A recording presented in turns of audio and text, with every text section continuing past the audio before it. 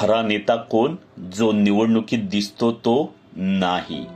खरा नेता तो जो समस्या ओळखतो, उपाय शोधतो आणि लोकांपर्यंत पोहोचवतो.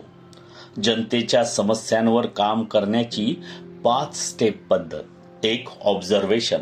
क्षेत्रात फिरा, ऐका, बघा, समजून घ्या. 2. डॉक्युमेंटेशन. फोटो, व्हिडिओ, तक्रारी, डेटा गोळा करा. 3. Authority mapping. ही समस्या कोण सोडवू शकतो हे ठरवा. 4. Follow up strategy.